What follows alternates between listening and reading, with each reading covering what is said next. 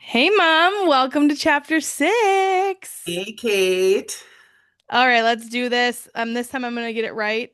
You're this time I'm correct. You are asking the I'm questions. talking to you and I'm asking the questions. Sounds great. We keep Talking learning. to Katie. Oh goodness. All right, let's do this. All right.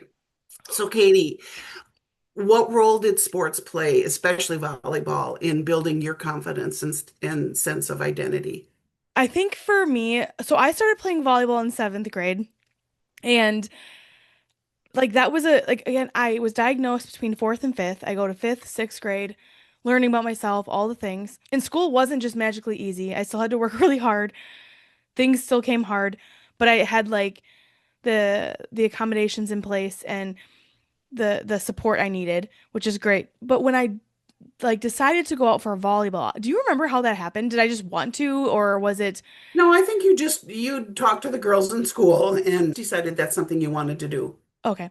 So we went out for volleyball, or I went out for volleyball, and once I started playing, and my coach was the best. We talked so much more about her, obviously in the book, Coach K, and in the podcast episodes, which are linked below. So just check that out if you we real side note, we do a whole host of other questions on my podcast, the Different Ability podcast, and we dive into more questions with her as well.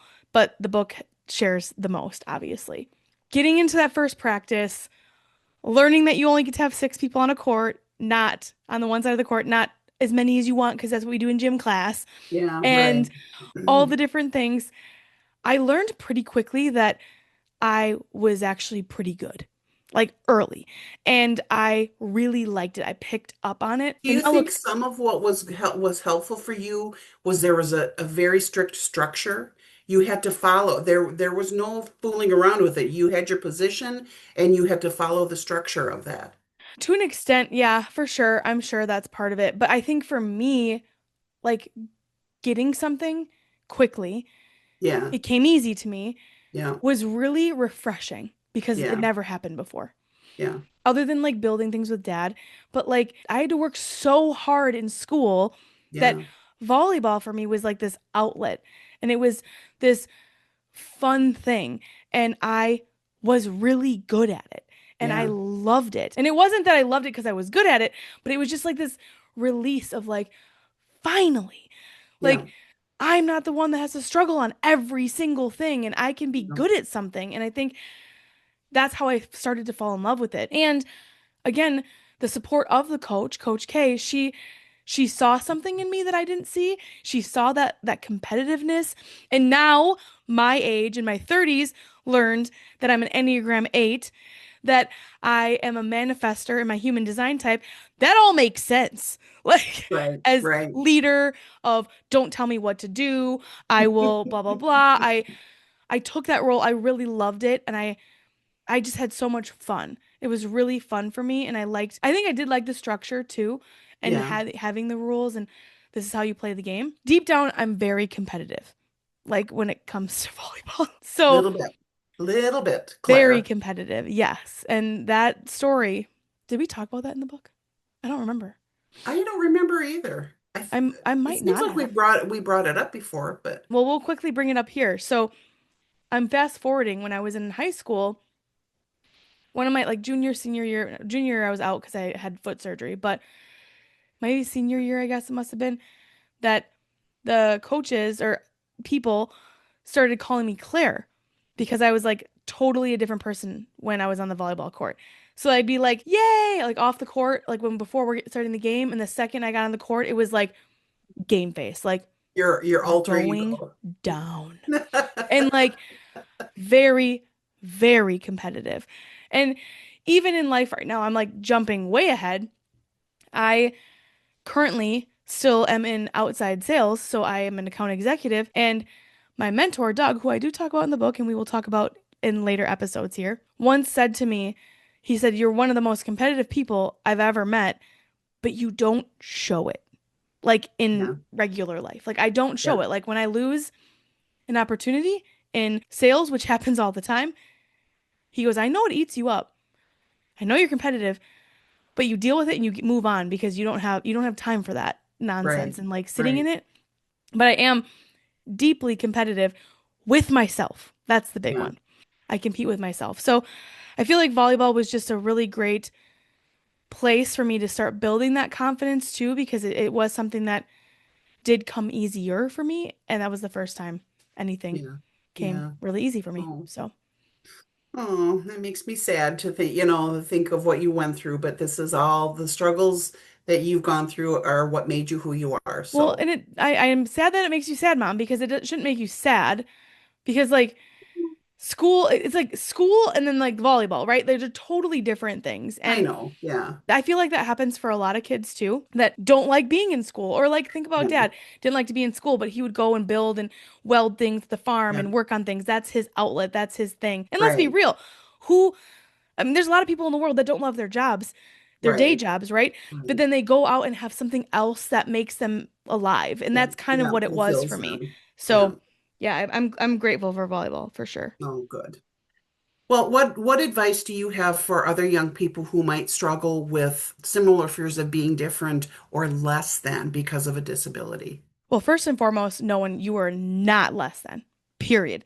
No questions asked. I don't care what your ability, whether it's a physical disability, whether it's an invisible disability, I don't care what it is. You are not less than ever.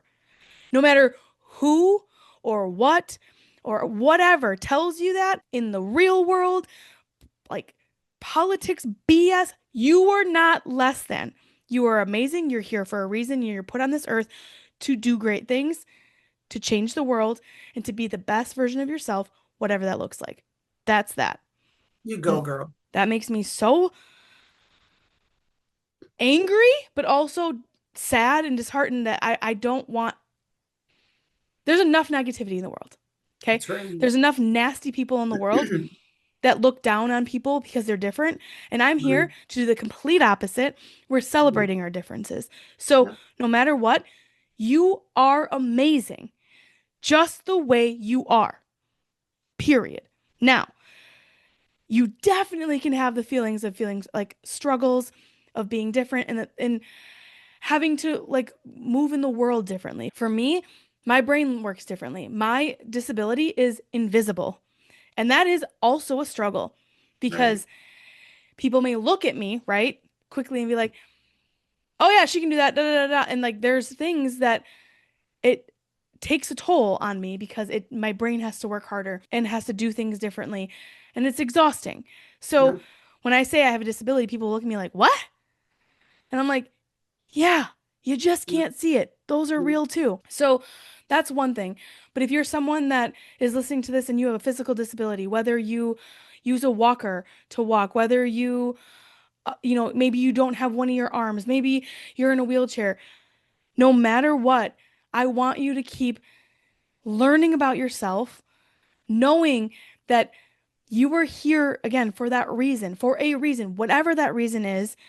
And I'm just here to like encourage people to be like, differences are the best. Because I Yeah. don't want to be like the person next to me. I don't want to be like one of my Exactly. coworkers. I want to be like me. They already are who they are. Why do we Yeah. want more people like that in the world? I want to be me. For real. It would be an absolute disaster if everyone was the same. And that's just no. So I keep just simply don't have the energy to be you, Katie. I'm sorry. that's very true as well. Like for You real. are a lot. I know and I love it. I love every second of it.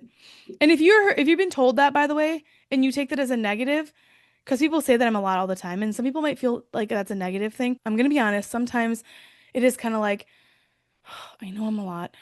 But then I'm like, no, I am a lot and I'm amazing for it. I was put on this earth to take up space and make change. And that's who I am. And the reason I can be like that and can feel like that is because I know who I am. I Right. know my differences. I know the things I'm really good at, the things I struggle with. I know so much about myself and I continue to learn. So I want you to continue to learn. And if you are fearful of being different, message me. We'll talk. Because I just want you to know that being different is beautiful and Yeah. amazing. And every single human being on this planet is different. from each other, Yeah. all of us. So why not celebrate our differences and be who we are and not go and compare yourself to the Joneses next doors to be like, oh, I gotta have the nice car. I have to have the. No, do No. what's right for you. And it Yeah. takes a lot of work to know what that is, but I believe in you. So Absolutely. What a way to end this. thanks, Mom. Okay, this was a little short and sweet one, chapter 6. We're going to dive into chapter 7 here shortly. But again, if you want more of this, check out the description below, and we'll have all the links to the podcast episodes and where you can find more information. There's so much more out there that my mom and I have put our heart and souls into. Believe me. And read the book. Oh, yeah, yeah. Definitely read the book. Or if you're not a reader, listen to the book, okay? Right. And we'll have all that down there too. And share it with other people. But let me make it very clear. Heart and soul for real. Blood, sweat, and tears as well. Because editing these episodes with Oh, here we with go. McUmster over there, it's been great. It's been great. It's been a great I time. don't hear myself, Katie. What can I say? I am going to save one and No, you're send not. it to you. No, No, no, no. you're I'll edit not. it correctly, but I'm going to take a clip and show you. So then you know. Don't worry, I do it Okay. too. I do it too, but not as much as you, Mom. Okay, whatever. All right, let's go dive into chapter 6. Sounds good. No, chapter 7. Just kidding, chapter 7. Okay. See you then. Bye. Mom, you're asking the Oh, it started. questions. Oh, I know. I forgot you'd already started the We recording. are having such a tough day. This is so good. Is this Friday or Monday or It's only Sunday? Wednesday. No, it's No, dear, Thursday. it's Thursday. I don't even know what's happening. We need to really be done here. Oh my, We're making good bloopers for you.